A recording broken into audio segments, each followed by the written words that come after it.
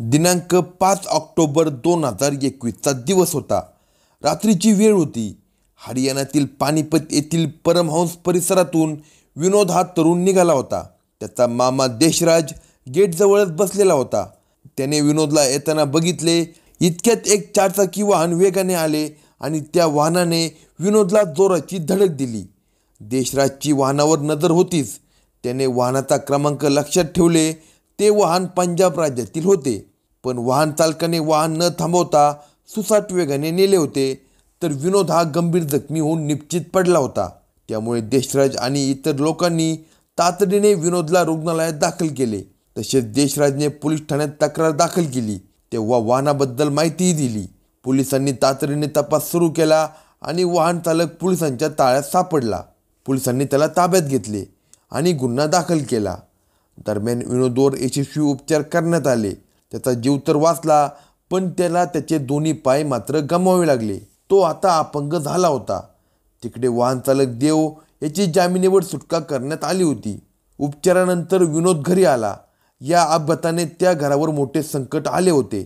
सारे नातलग मित्र हळहळ व्यक्त करत होते. त्या परिवाराला आधार देत होते. विनोदची पत्नी कमालीची दुःखी झाली होती. आपण अपघातात पाय गमावल्याचे दुःख आपल्या बायकोला झाले असे त्याला वाटत होते. तो बायकोला धीर देण्याचा प्रयत्न करत होता. ती निराश नजरेने त्याच्याकडे बघत होती. तो तिला म्हणत होता, आपले नशीब चांगले आहे म्हणून पायावर निभावले, नाहीतर जीव गेला असता.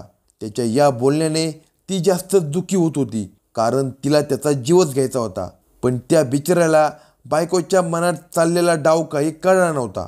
विनोद हा सुखदेव नगरमध्ये हॉट्रॉन नावाचे संगणक केंद्र चालवायचा. सदन परिवारातील विनोदने आता 40शी ओलांडली होती. पत्नी निधी आणि मुलगी असा त्याचा परिवार होता. त्याच्या बायको निधीनेही 35शी ओलांडली होती.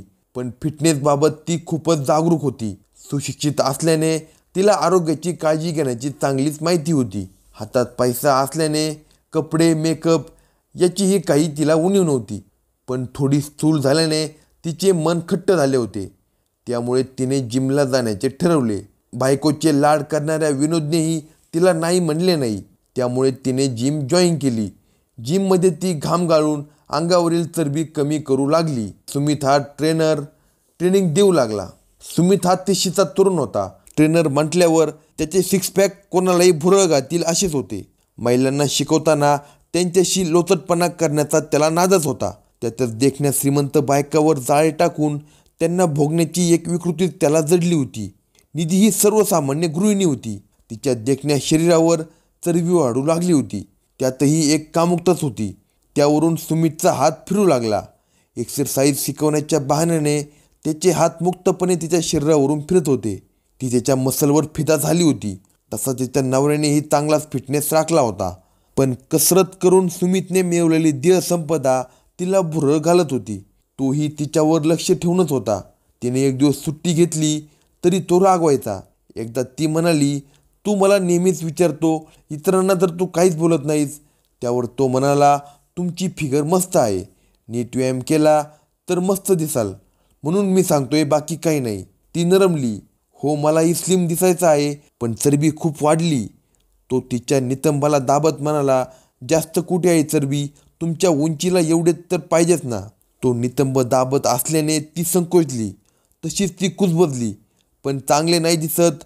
तो तिच्या नितंबांना मर्दन करतच होता.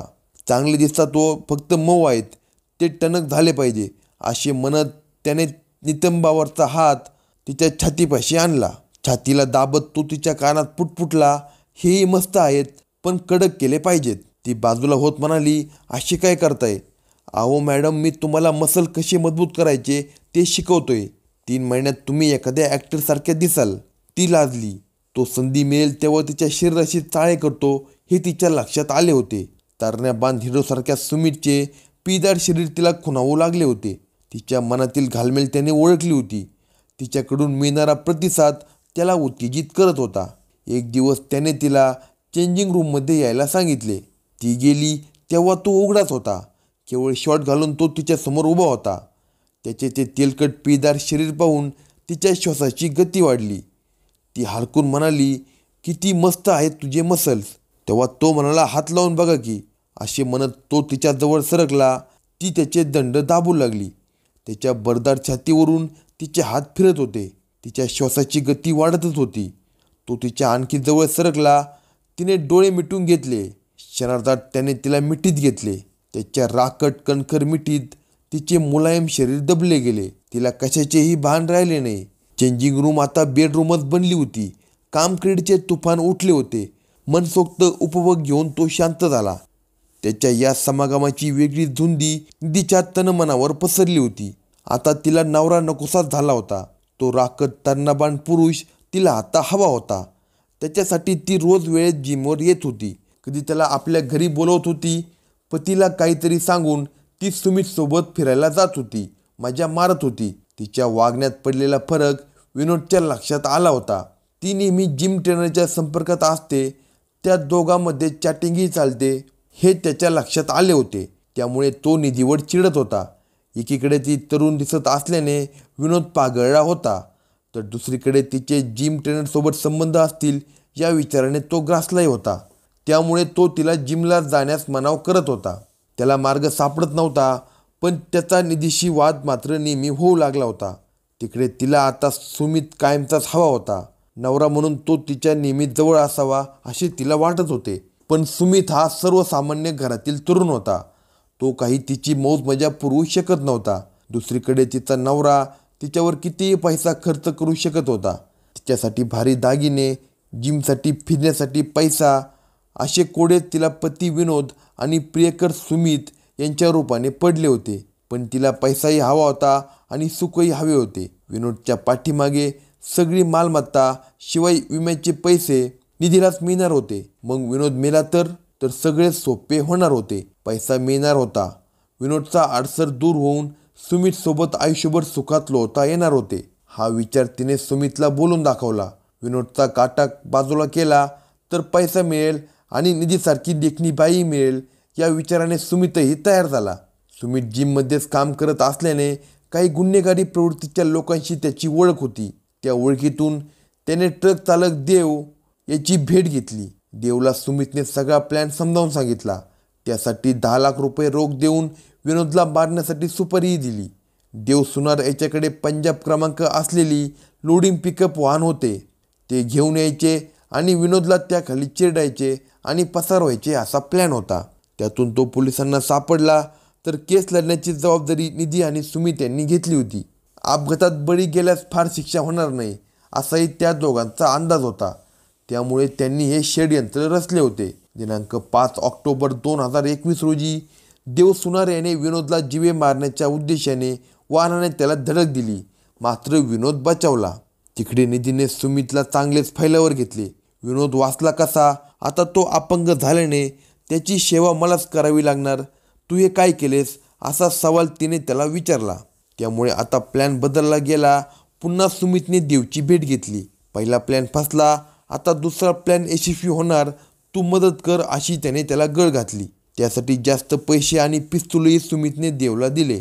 नव्या प्लॅननुसार जामिनावर सुटलेला देव केस मागे घेण्यासाठी विनोदला तगादा लावू लागला. पण पाय गमावलेल्या विनोदने त्याला धुडकावून लावले. तेव्हा देवने विनोदला बघून घेण्याची धमकी दिली. त्याकडे विनोदने दुर्लक्ष केले होते. पण त्या दोघांमधील वादाची माहिती विनोदच्या नातेवाईकांना झाली होती.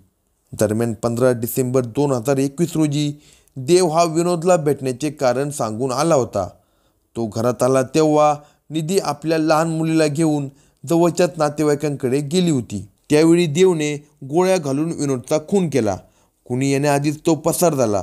गोळीबाराच्या आवाजाने निधी आणि इतर लोक घरात आले तेव्हा विनोद हा रक्ताच्या थारोळ्यात पडला होता. त्यानंतर एकच गोंधळ उडाला. अपघाताची केस मागे न घेतल्याच्या रागातून संशयित देवने विनोदचा खून केला अशी फिर्याद दाखल झाली. गुन्हा नोंद होऊन पुन्हा देवला अटक करण्यात आली. देव खुनाच्या आरोपाखाली तुरुंगात गेला तर त्याला सोडवण्याची जबाबदारी निधी आणि सुमितने घेतली होती. ते देवच्या परिवाराचा खर्च भागवत होते. केससाठी वकिलांची फी पण देत होते. सुमितसोबत निधी मजा मारत होती. विनोदचा अपघातानंतर खून झाला होता, पण निधीवर याचा फार फरक पडल्याचे जाणवत नव्हते. पतीच्या निधनानंतर काही दिवसातच ती सावरली. तिचा दिनक्रम पूर्वीप्रमाणे सुरू होता. इतकेच नाही तर ती मनलेला फिरायलाही गेली होती. हे तिच्या नातलगांना संशयास्पद वाटू लागले. त्यातच निधीने मार्च 2024मध्ये न्यायालयात तिची साक्ष मागे घेतली. तिने साक्ष मागे घेतल्याने देवविरोधातील दावा कमजोर झाला होता. नवऱ्याचा खून करणाऱ्या इसमाविरुद्ध तिने साक्ष का मागे घेतली हा मोठाच प्रश्न नातेवाईकांना पडला. त्यामुळे ती सर्वांच्या नजरेत आली. विनोदचा एक भाऊ ऑस्ट्रेलियामध्ये नोकरी करतो. त्यालाही निधीने साक्ष मागे घेतल्याची माहिती मिळाली. तसा तो चिडला. त्याचा तिला संशय येऊ लागला. या संशयातून त्याने पोलीस अधीक्षकांना व्हॉट्सॲपवर मेसेज केला. या हत्येत अन्य लोकांचा सहभाग असल्याचा संशय त्याने व्यक्त केला. पोलिसांनी ही तक्रार गांभीर्याने घेत पोलिसांना तपासाची जबाबदारी सोपवली. CIA 3 पोलिसांच्या पथकाने विनोद याची फाईल 2 वर्षांनंतर पुन्हा उघडली आणि सखोल तपास सुरू केला. तपासादरम्यान संशयित आरोपी देव याची सुमित नावाच्या तरुणाशी ओळख असल्याचे समोर आले. सुमितचे मयत विनोद याची बायको निधी हिच्याशी झालेल्या संभाषणाचे पुरावे मिळाले आहेत. दिनांक 7 जून रोजी पोलिसांनी आरोपी सुमित याला मार्केटमधून ताब्यात घेऊन चौकशी केली. त्याच्याकडे चौकशी केली असता त्याने सांगितले की कटाचा एक भाग म्हणून त्याने आणि विनोदची पत्नी निधीने देव याला विनोद अपघाताचा बनाव करून ठार करण्याची सुपारी दिली होती. तो वाचला तेव्हा विनोदला गोळ्या घालून ठार मारण्यात आले. या प्रकरणाचा उलगडा झाल्यानंतर आता पोलिसांनी निधीवर लक्ष केंद्रित केले आहे. अशाच नवनवीन क्राईम स्टोरी ऐकण्यासाठी कलम 302 या मराठी चॅनेलला सबस्क्राईब करा.